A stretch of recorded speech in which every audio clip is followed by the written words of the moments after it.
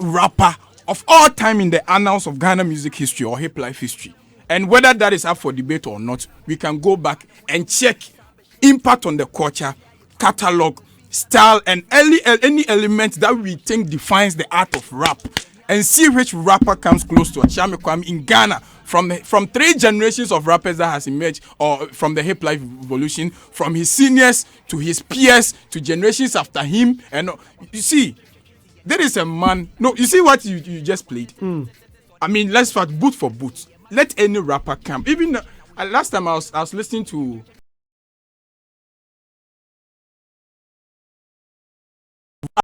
borrows all the element of rap in that song than Mr. Versatile by Achame Kwame. There is a man who in hip life history and Ghana music history has won every type of plug we have seen in Ghana music history. He has won everything, explored every type of rap genre in its switches and revolution, to the extent that even when drill was that thing, man has been able to do drill and now won an award for a Gen Z oriented production. Come on, he's done it all. So sometimes when I see some list, I'm like, but then I am tempted to believe that this whole thing, this whole Kumasi thing was maybe affecting him, because I remember I engaged him on a chat and he said he was conscious about changing the narrative that when portals are reporting about him, they will write Kumasi-based rapper Achame Kwame. And look, there is no way any portal will report about Sarkodie and say Tema-based rapper or Accra-based rapper or medical. But it has really affected. That is what is affecting Strongman as well. And I think it's about that, and it's affecting our rankings in rap anytime portals or these portals are making greatest rappers of all time. When a rapper from Kumasi is outstanding, Tamale-based musicians. That is one of the narratives that is suppressing. People who are able to make wild statements from various regions. Kumasi-based rapper, and it's becoming way too many. Strongman is the best rapper of the year, current VGMA reigning best rapper of the year. Go and see how the portals reported it. Kumasi-based rapper, like he's Ghana's best rapper, for God's sake. And these are the narrative that we have to change, and that is what was affecting Achame Kwame. There is no way the greatest of all time rapper list, culture, impact, catalog, anyone can come close to Achame Kwame. And I'm putting my career on the line. I'm betting anyone who wants to take up this debate. And we have seen in rough shoulders of those we have done ranking with. And you see, I don't want to bring out this debate, but there is no way. No, I don't want to. It's very sensitive. I think it's a very sensitive topic, and it's something we have to look at. We have to. Guess who's here? My God! Oh, man, DJ, come on, baby, come on here. Oh boy. Oh. Good morning. Hey, brother. Man, DJ. Amanda Jesse is here. I feel, Papa. No, I miss you so much. Yes, I missed you too. How are you? Great. Nice. How are you? Nice. I'm awesome. I'm very good. Don't you miss it? This was like old school reunion. Don't you miss Hits FM? Oh yes, of course. It's a beautiful family. I do miss Hits FM. Why not? Won't you come and present Afternoon Definition? Hits you can't take it You have to come and present Afternoon Definition. Recently someone sent me, I have to look for the link. Afternoon Definition. This lady and Saminiwa were dragging me out of the studio. Oh, I have a video of that. Oh wow! You are not gonna post it. You are not gonna post it. Oh, but I posted it that year. I did. Okay, that was way back, but not now. He just celebrated his birthday. He was in his feelings. When you touch him, let me show you what. Oh man, thank you. Receipts. No. We are in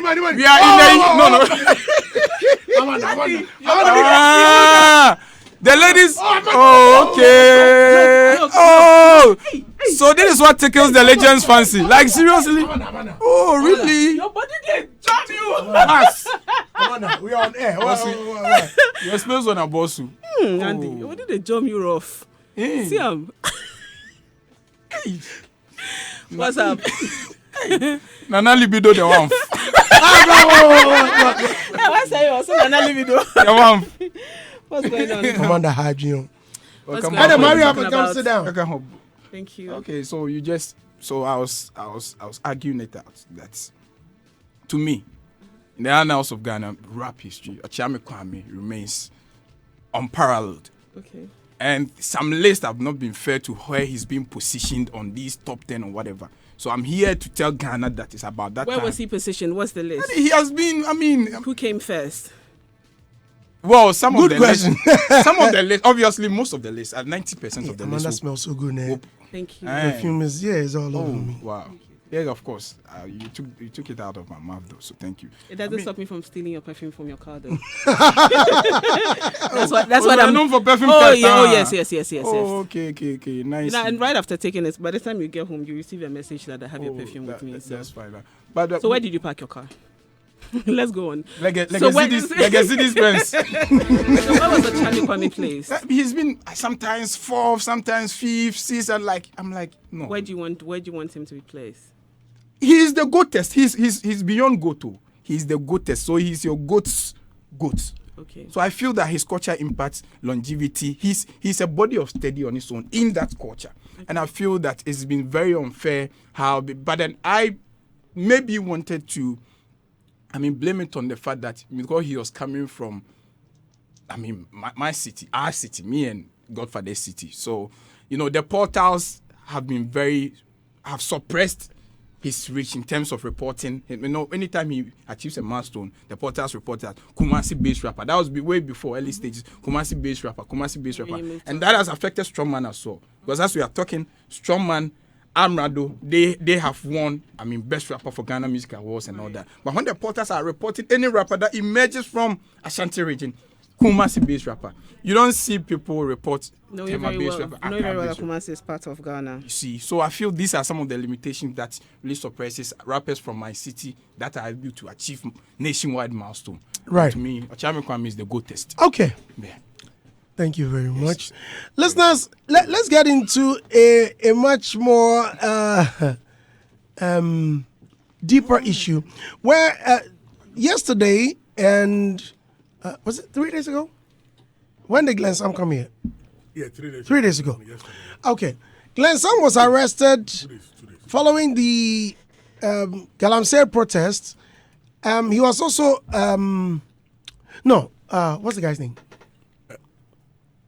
Deportee was also here yesterday, and we had a discussion on how he was arrested. Now, this has raised some concerns following the interview we did with him. Now, let's speak with Isaac Wilberforce Mensah, spokesperson for the Office of the Attorney General and Ministry of Justice, for some explanations or clarifications. Mr. Wilberforce, good morning and many thanks for joining us. How are you? Good morning, Andy. How are you? Good.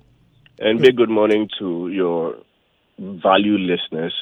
I value your listeners a lot, and all Ghanaians alike. And as for Hagla and his horrible memory, only God knows. Hagla and I, we go way back. Hagla doesn't even remember that the same show you are hosting, I hosted it before. Wow. 10 years ago or so. Oh, wow. Okay. So we are cut from the same cloth. Right. I'm in your seat now. I'm in your seat. Yes. Right. No, but you have more experience than me.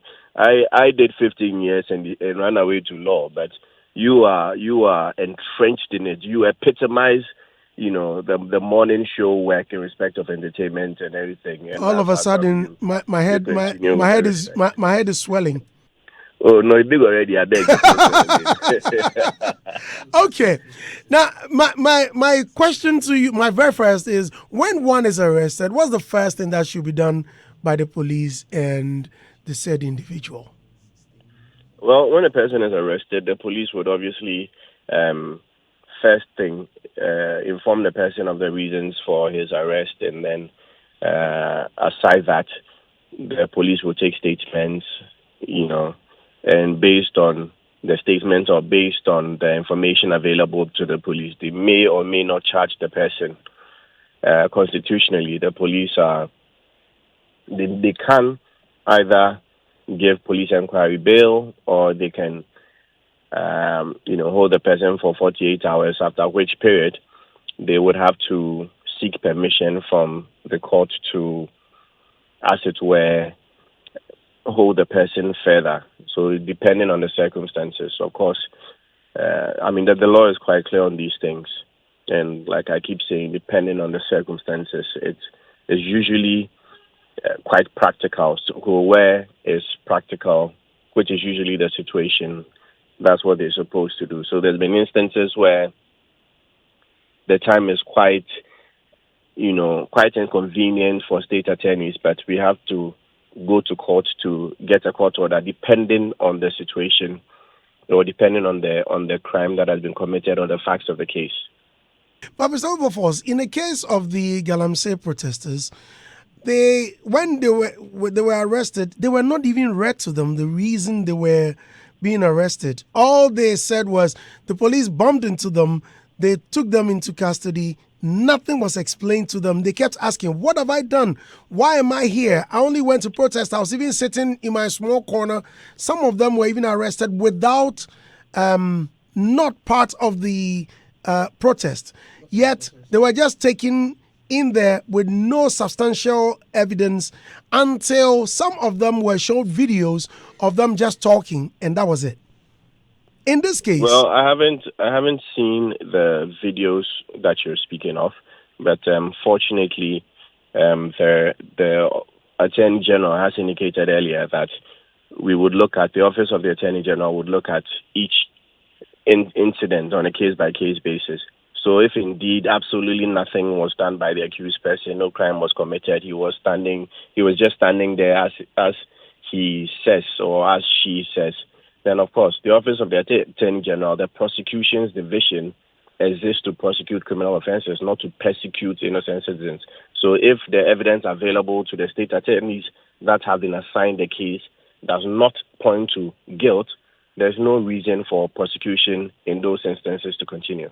In that case, those who have suffered or been in custody, what will be their compensation? Will the state compensate them? There's also one assertion you made that maybe we need to look at.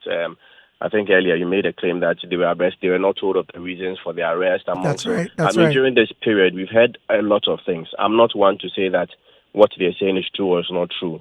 But what I'll say is that there are remedies at law for where a person's rights have been infringed, and right. I believe they are at liberty to exercise those remedies, because we all heard that there was a pregnant lady included. That's right. But in fact, the media pushed this narrative for a while, but right now nobody's talking about it because it's the briefing I have is that is probably not true. I'm not certain. I'll just confirm that. But you will tell yourself that nobody's talking about the pregnant lady incident again. So during this period, we've heard quite some things that may not exactly be accurate.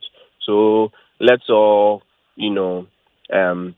not to say that we disbelieve those who are making the claims, the protesters who were picked up.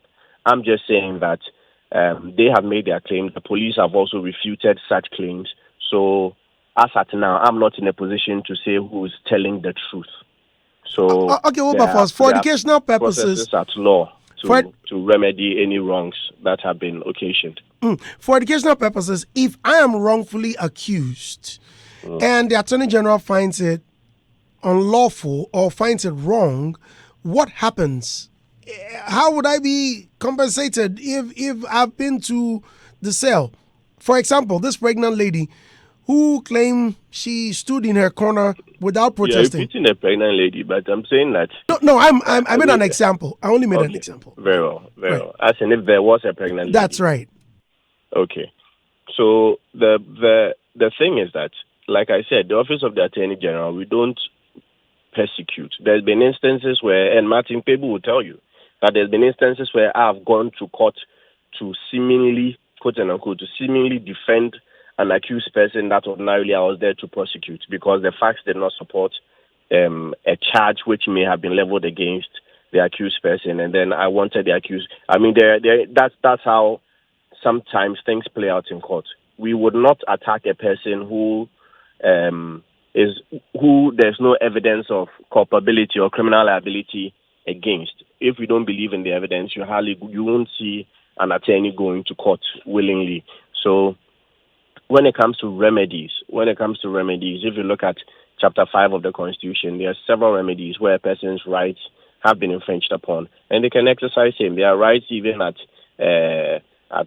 common law. There are remedies at tort law that I believe their lawyers would be able to to trigger if they so want to, as long as they're able to provide enough evidence and meet the thresholds of law. I think these things are all, there are remedies at law for such situations. So it's not the Office of the Attorney General will not, let's say, Suomo to come to you and say that I'm coming to give you X, Y, Z amount.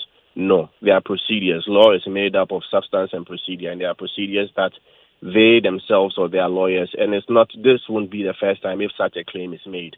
But like I said, as at now, I won't be able to tell the veracity of the claims of the protesters. Neither will I be able to confirm what the police have said. It's only a court that will make a determination of fact based on the rival facts that have been put across by both the protesters and the police. Right. Now, yesterday we spoke to one of the protesters, and he claimed he had even left the scene, gone somewhere to sit, including others who were not even part, yet they were arrested together with them.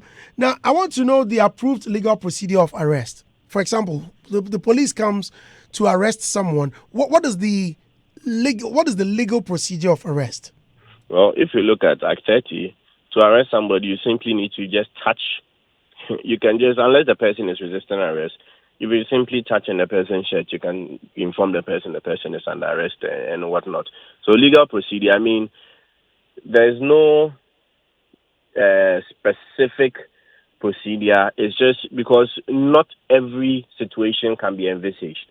However, you know that in some situations you can use reasonable force, but where there's no resistance amongst others, you hardly see the police using excessive force. I don't want to hold brief for the police. I believe they have their own public relations unit, but ordinarily that's not supposed to be the case. And I don't think I saw that happening in respect of the arrest of these protesters. And the person who said that he was at the scene and left and was later arrested, I don't know whether when he was at the scene, he was engaged in some criminality. Then you can't say that because I left the scene, I'm no longer liable. So I don't know what the facts of those cases are. But what I know for a fact is what the Honorable Attorney General, Mr. Godfrey Yeboah-Dame, has said. And he has said that we will look at it on a case-by-case basis. In fact, if all the evidence attached, I believe they will attach videos amongst others. So if we review all the evidence at the Office of the Attorney General, and indeed some persons were not engaged in anything at all, why would the office want to prosecute people without any evidence or who have not done anything wrong? But at the early stage, maybe evidence was still being gathered amongst others. So, things like this, sometimes it takes time. However, once the Office of the Attorney General is satisfied that no, this person or that person was not involved or did not commit any criminal act, there's no way the Office of the Attorney General, for which I speak, would prosecute a person under the circumstance. Now, I'm deriving my questions from the interview we did with him yesterday. Now, he said when they got Glenn Sam.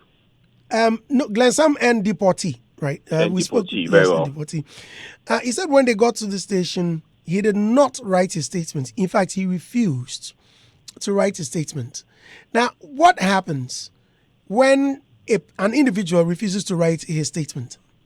Is it by force? Nobody will force you. You can just say that the police can just make a report that the accused person refused to write a statement. Remember, under the same Chapter 5 of the 1992 Constitution, there's a right against self-incrimination. Remember that even if you're arrested and you're informed of your right. Now, if you look at the child caution statement, for instance, that accused person's right, the police write clearly at the top that the person has been informed of their rights to their lawyer, blah, blah, blah, and the person has also been informed. So you can choose to be silent if you want to. No policeman would put a pen in your hand and no. You have the right. There's a constitutional right against self-incrimination. So if a policeman arrests you and your decision is not to talk, the policeman is supposed to simply state that the accused person has waived his right to speak or has exercised his right not, or is more or less utilizing his right not to speak. Nobody can force you to speak when you're arrested. But when they're arresting you, do they read your rights? It it should be done within reasonable time. It should be done within reasonable time. So, for instance, if a criminal offense, let's say a serious criminal offense is being committed, or a policeman, even citizens see a person, you know, there's even citizens arrest, right? And there's no compulsion for a citizen to inform you of the reasons for your arrest and what not ordinarily. So my point is that if a criminal offense is being committed, or an accused person or a suspect is seen in flagrante delicto committing a criminal offense, you know, the reasons for his arrest is informed to him within reasonable time. If you see somebody about to, let's say, blow up a building, you are not coming to now tell the person that I'm arresting you because you are coming. No. So you subdue the person, and within reasonable time. Of course, reasonable time does not mean the next day. That's quite unreasonable. Once things are settled, you can inform the person, but it has to be within reasonable time, which is extremely subjective. Now, when it comes to the once the person is arrested, if taken into custody, is the person supposed to be fed? If yes, by who? Oh, the police feed accused persons, and if the media reports I heard, even from some of the protesters themselves, they were given papaya. There was some initial statement that they were not being fed, but then subsequently I heard they were fed, amongst others. But ordinarily, as it stands, the police, aside feeding them, if they are sick, the police send them to the hospital. We heard, I think, Oliver Bakavoma was sent to the hospital. We hear these things all the time. It's not out of place. It's not wrong.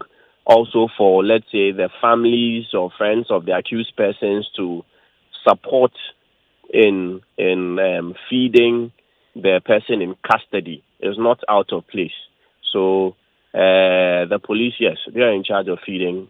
What about phone calls? Suspects. What about phone calls? That's right. Well, you have the right to call. It depends. All these things, it depends on the circumstances of the case. But then you have rights, you have certain rights, even as an accused person. So, for instance, you have the right to contact an attorney. That is factual. So, yes, if you have been arrested and you need to call a lawyer, the police will be able to assist you to, speak to a lawyer. Before I let you go, how does one get bail? A lot of them were there seeking bail, yet they were denied.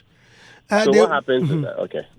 So what happens is that, sorry, maybe I should have let you finish your question. I'm sorry. It's all right, please go ahead. So what happens is that when an accused person is arrested for the first time, after the 48 hours, when they are brought to court, what they do is that because it would have been the proximity within the arrest and the person being brought to court would be too short a time for lawyers for the accused person to file a proper bail application. What they do is that they make oral applications to the court. So I think that's what happened at the court. In respect of these protesters, an oral application was made to the court, and then the court refused the oral application, hence the remand. But within that period, their lawyers can file a bail application. They can come formally and file a bail application, and they'll be heard. How long does it take before the person goes to court? Before that question is okay. Clear, please. For example, I don't want to use myself because Make we use Hagler. Or make we use Amanda. Oh, she just left. For example, okay. Amanda is arrested. How long does it take before the person is taken to court? No, so you're supposed to be taken to court within 48 hours, but that's for remand or for the police to say that we are not confident or we are not convinced this person will show up to stand trial. So we want the court to remand this person while we do further investigations into the alleged actions. So within 48 hours, yes, you're supposed to be taken to court. And the court would, let's say, for instance, remand the person for 2 weeks. So within the 2 weeks, prosecution is supposed to take steps to return to court and inform the court of the steps it has taken. If you are going to file a fresh charge sheet, if you are going to, whatever it is that you decide to do, or you are going to ask for more time, you inform the court. So at which point the court will decide whether they're going to grant bail to the accused persons or they are going to keep the accused person for a longer period. Remember, if the offense is, for instance, murder, manslaughter, some of the offenses, even after the 2 weeks, it's not likely the court would grant bail, depending on the nature of the offense. And in this instance, I think after the 2 weeks, factually, after the 2 weeks, the Office of the Attorney General did not oppose the bail application as was directed by the Minister for Justice. Okay, let me go back a little bit. In especially in the night, you see police or you see individuals. Let me say individuals by the road. Some will just flash some lights, ask you to stop, and they do their search. Sometimes they stop you at a police barrier or at any barrier. I'm very sure you've experienced it. Sometimes at a remote area, and someone is hiding in the dark with just a flashlight, still asking you to stop. Now, when the police is arresting you, how do you tell whether they are not just any impersonator? It would be any imposter or any impersonator, anyone at all. What shows that this is the police?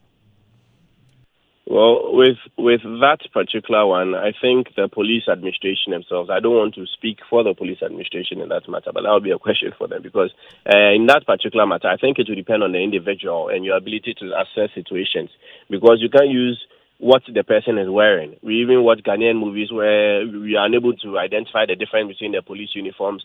So if a bad person, quote unquote, wants to impersonate a police officer, people do it all the time.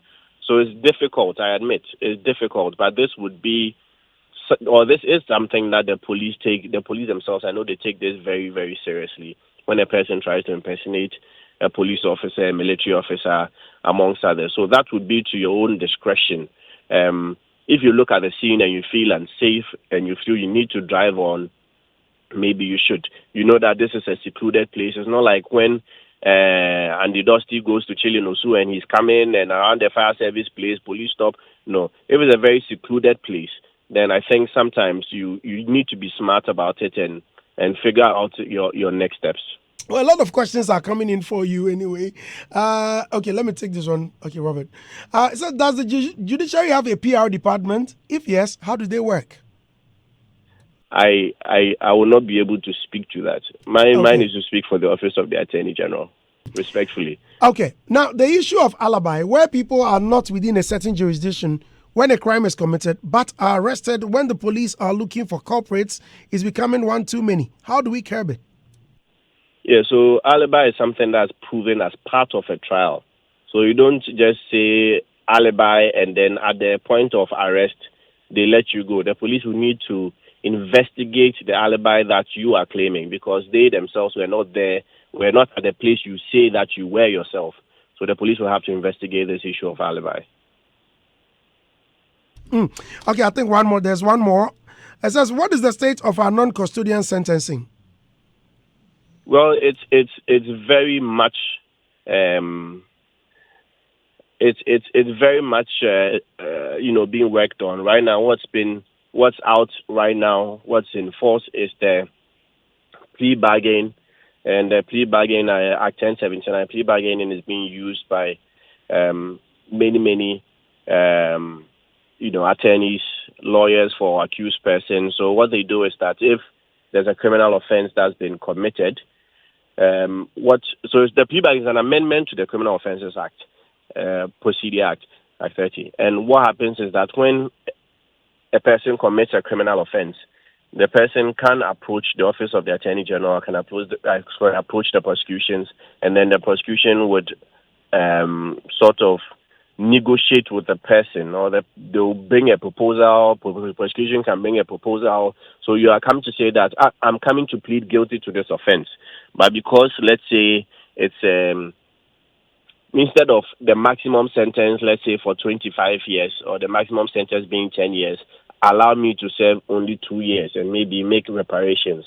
So it's not entirely non-custodial but there are many options. There's victim offender mediation under our laws, which may not involve custodial sentence. There are some economic ways where, for instance, in respect of financial crimes, you'll be able to make payment of the said sum, and then you may be able to avoid custodial sentences.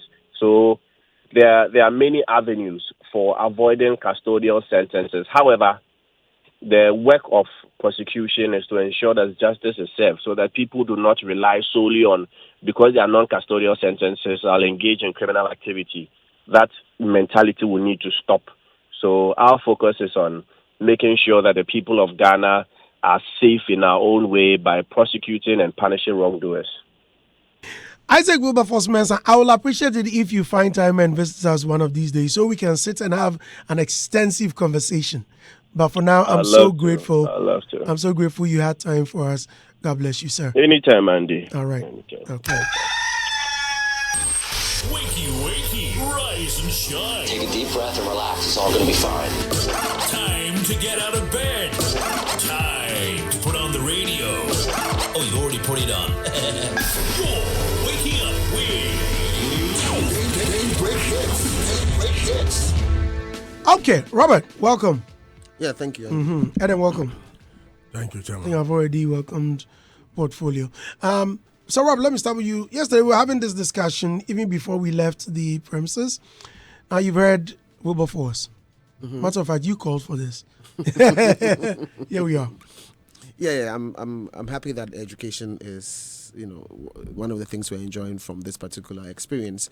I mean, these things happen, and I think that for as long as they do happen, we should not miss out on whatever lessons we can learn from them. And I think that education about what the Constitution really is, in terms of what we should do, what we should not do, is always paramount. And that's one thing that we should never miss out. I'm quite saddened that the Constitution is not one of the key things everybody in this country learns, up till the age of 18. I think that before you start voting, people should be empowered to know the ins and outs of the Constitution, and then obviously they can continue in a particular space. So with the absence of that, we should utilize any situation that has got some form of social interest and social equity to use to ride on that particular experience, to teach people about what should be the case and what should not be the case. The one thing I was hoping to actually hear, but I didn't hear, is what to look out for when an arrest is being made, so to say. And I understand that, yes, the police should be able to tell us, but there is one person who makes the law, and then there's another person who interprets the law. So if the person is executing the law, there's nothing wrong with somebody who actually made the law or interprets the law to tell us what it's supposed to be, so that when the person who is executing it does it in the wrong way, you can clearly tell that this is wrong, or if it's not being done in the right way. I think it you will be can tell. appropriate when we get into the PR, the police PR office. I think they will also explain what to look out for. Just as Wilberforce said, he wouldn't be able to speak on that matter.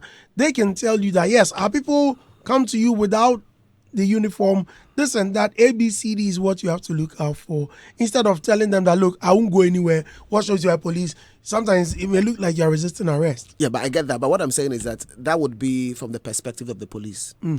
But then we know that somebody makes the law, and somebody is responsible for executing the law, and somebody is responsible for interpreting the law.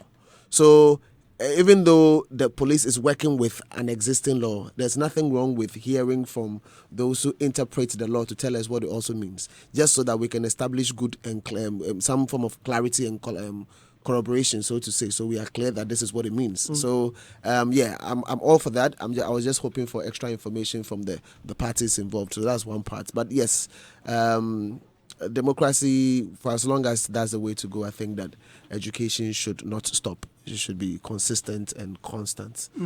Adam, please go ahead.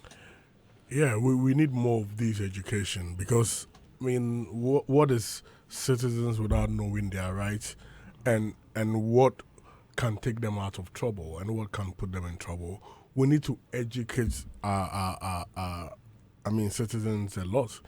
And I think the Attorney General, there should be that collaboration between, the Attorney General is not just only prosecuting, there is that justice aspect of the Attorney General. And in order for people to, have justice, they need to understand some of their fundamental human rights, among others. So I want to see a lot of collaboration between the judicial service, then the police, and the justice aspect of the Attorney General, so that they can, get an informed citizenry by making them aware of some of these fundamental human rights they have, so that, we even take away some of their burdens, because, knowing some of these things will ensure that people do what is right and what is right in law. Andy. Right. But clearly, this education has shown that there's a distinction between the truth and facts. And that is what the law has positioned for us to know that what in your mind is right is different with the interpretation of the law. And so it means that sometimes you can even do the right thing at the wrong place and it can incriminate you. And so in the law, how things are interpreted is far different. So that is how come people may advance that, no, I don't think I did this. This is what I was doing. But then if it's brought out to you that we can find you culpable because of A, B, C, then you know that the law borders on facts, not truth. And so this is a learning process for some of us. And I think it was right that we had him do this for all of us to know our rights. So yes. It's an education process for us all. Real quickly, maybe the next time we should have, the things that what do you call it, the points that they said, is it conviction? What's the technical term? The mistakes that what they were convicted of. What do we call it? The charges. Charges. Good. It would have been cool for an explanation on what it means for you to be for you to assemble unauthorized assembly or something. All of these terminologies would have been cool if it was just explained. To us. I think yesterday when we were having a backdoor conversation, we were emphatic on the fact that though you could be approved, you could have approval to embark on the demonstration, however, within a certain confines. And so for someone who might have breached or the limit they are supposed to go and might be sitting, but to them, to the police, you might have breached because you are sitting at a place that is unauthorized as part of the protesters. Approved route. Yes, the unapproved routes, yes. So you might not have done something that is maybe violent. However, it's a trespass for you to be found at a place that poses some kind of threat to but what if you're not part of the protesters and you were just walking and then you are seen there? So but I'm talking about those who clearly Yeah, so that's what I'm saying. So, but then might have trespassed to a place that were unauthorized. Good, I get you. So that's what I'm saying. That's what I'm saying. That for me, I'm looking out for an opportunity for people for an explanation to be given, for interpretation, for an education to be given. In the case of Glenn, not even forget about Glenn. I'm just saying that if we say unlawful assembly, what does it mean? Okay. And what are the various scenarios that basically warrants something to be called unlawful, so to say, then people can understand. And you go to the next one and you explain. And you go to, so if there are 7 charges, you take us through each one of the 7 and let us clearly understand with different scenarios. So exactly. So by the time we are done, it's out there. People understand what it means for you to go do X or Y and how it's against the law. You understand? So we know. So we know how not to repeat the negatives, so to say. Let me take my second winner of my money, and I'll come back to wrap up. Hello, good morning, Faid. Good morning, Mr. Andy. Hey, Faid, what's up? I'm good. Say Allahu Akbar. Allahu Akbar. Allahu Akbar. You know what? I'm at Abosoka. Okay. I came to work on my car, and what I budgeted for, really I got here, they are done with the car right now. And if I budgeted for, let's say, 1K, after finishing with my car, I had to top up like 500. So I said, let me try this. And if today, dear. Wow. And I needed exactly 500. And I've been prepared. And you know the funny thing? Nah. The first time I tried, I didn't know much about this. So instead of typing, let's say, 1 is 5 CD, instead of typing 2 or 3, I went to type 25. You typed what? 25? And my money, like they deducted. So I said, nah, this and I won't do it again. So today I said, let me try. Who knows? Today I needed the money badly, and I got it. Wow. Thank you. Charlie. Congratulations. I'm happy that it came. Hey, Jimo said you can't be a message try. okay. Okay. Bohaman entity. Charlie. Thank you so much, Fahid. God bless you. Hagler. What? Me on my own, they suspect Mr. Hagler. Why? It be like he took me for someone. More than What I thought you do? I shock. Why you So sure? me didn't come in very watching up. I know next week you will win. It's a promise. I will stake for you. the way the guy in I gets. He says the Bohaman up.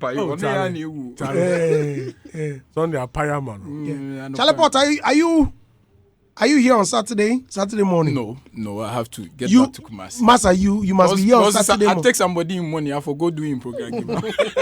I chop somebody in money, so I forgot. Already?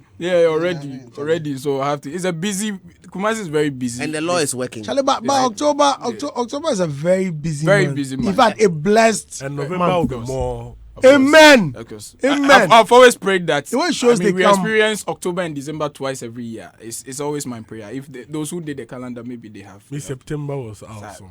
Hey, Harvest season. Ending part of October. the ending part of October. I mean, the curve. See, I started curve. Okay.